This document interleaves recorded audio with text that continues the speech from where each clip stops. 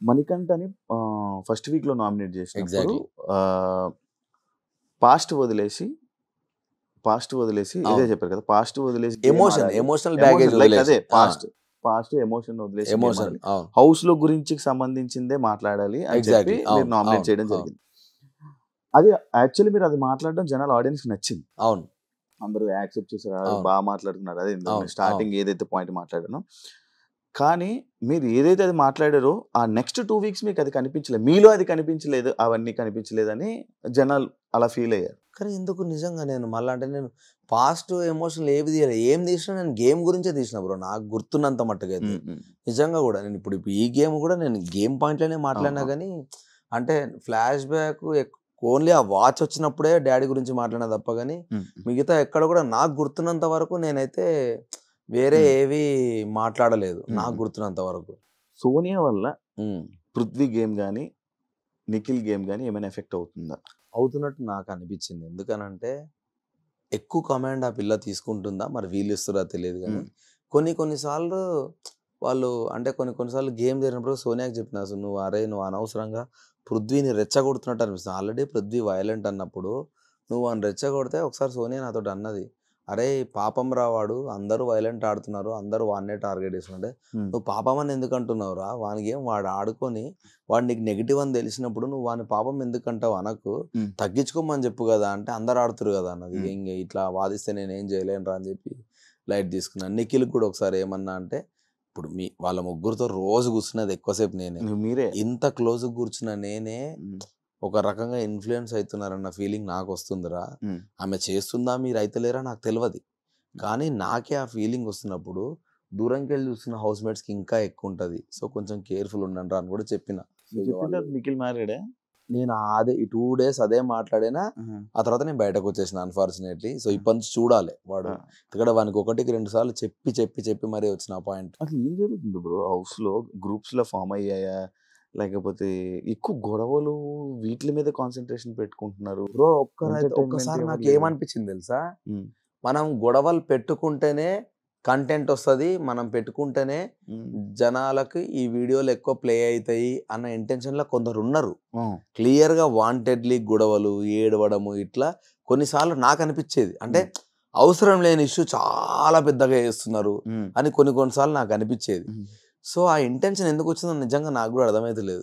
ఇప్పుడు end of the day నీ content బాగుంటే చూస్తారు, కానీ కంటెంట్ గురించి నువ్వు గొడవ పడితే యూజ్లెస్ కదా అది. అట్లా కొన్నిసార్లు చేసారు, అన్నిసార్లు కాదు కానీ కొన్నిసార్లు చిన్నది కూడా పెద్ద రప్చర్ చేసారు చాలా సార్లు. సోనీ క్యారెక్టర్ ఏంటి బ్రో?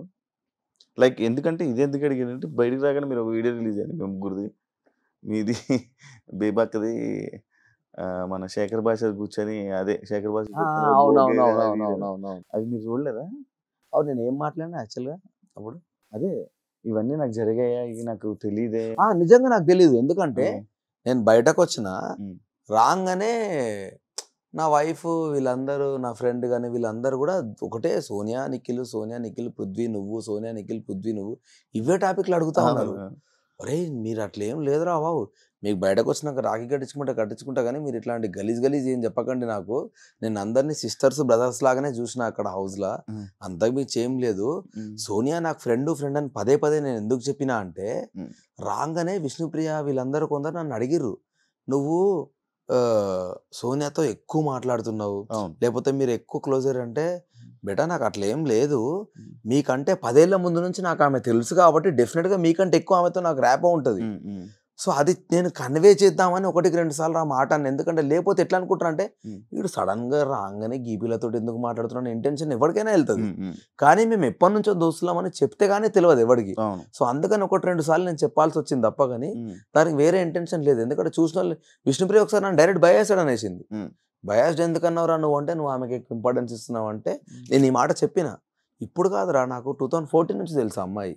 సో ఆబ్వియస్లీ నీకంటే ఎక్కువనే మాట్లాడతా కానీ నేనంటే వెరీ సారీ అన్న, నాకు హానెస్ట్గా నాకు ఆ విషయం తెలియదు, మీరు ముందు నుంచి ఫ్రెండ్స్ అని అన్నది. సో నువ్వే అట్లా అనుకుంటే బయట జనాలు ఇంకెన్నిసార్లు అనుకుంటారు.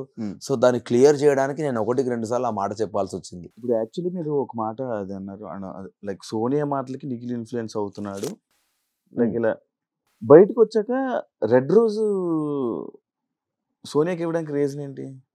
ఆబ్వియస్లీ నాకు ఆ ఫ్రెండే కదా, ఆ, నాకు నబెల్కి ఇయ్య బుద్ధి అయింది. ఉమ్, అండ్ ఆమెకు ఆబ్వియస్లీ ఇద్దామనుకున్నా, ఉమ్, ఎందుకంటే నిఖిల్ సీత ఫస్ట్ నాకు ఉండిపోయారు. ఉమ్. థర్డ్ది నేను సోనియాకి ఇద్దామా, నబెల్కి ఇద్దామా, ప్రేరణకి ఇద్దామా అని కూడా అనుకున్నా. నిఖిల్ ఎందుకు ఆప్షన్ నుంచి ఎక్కువ నిఖిల్తో కలిసి పని చేశారు? ఫస్ట్ నిఖిల్కే ఇచ్చిన నేను, ఆ, ఫస్ట్ రెడ్ రోజ్ ఇచ్చిందే నిఖిల్కి. ఆ, ఆ. నిఖిల్కి రెడ్ రోజ్ ఇచ్చి ఐ లవ్ యూ రా అని వాడికి చెప్పిన తర్వాతనే స్టార్ట్ చేస్తాను. చేశారు. సోనియా నాకు ఎంత అవును. ఫ్రెండ్ అయినా నిఖిల్తో నాకైన బాండింగ్ ఉమ్. అది ఎట్లా అంటే చైల్డ్హుడ్ బడ్డీస్ ఉంటారు కదా, అంత క్లోజ్ ఎందుకైనామో కూడా తెలియదు నాకు. అంతే, వానితోటి house అంతే, ఆ vibe. మస్తు నిజంగా ఆ వైపులా. అందుకే మామ లవ్ యూ రా అంటే లవ్ యూ రా అన్నట్టు అసలు ఒక రకమైన అదైంది. ఆ, ఆ తర్వాత ఇంకా అంత ఎక్కువ ఎమోషనల్ సీతుతో అయింది నాకు, అవును. అన్నా చెల్లెగా అది ఇది.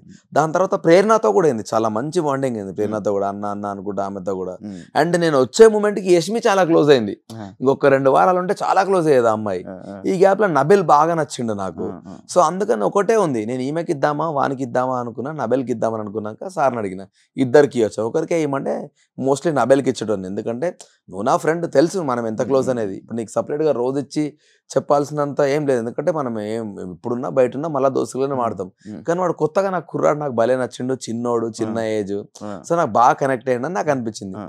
ఇద్దరికి వద్దు అంటే నబెల్కి ఇద్దాం అనుకున్నా, ఆ. ఇద్దరికి ఇచ్చేసరికి ఇద్దరికి గెలిపించేసిన.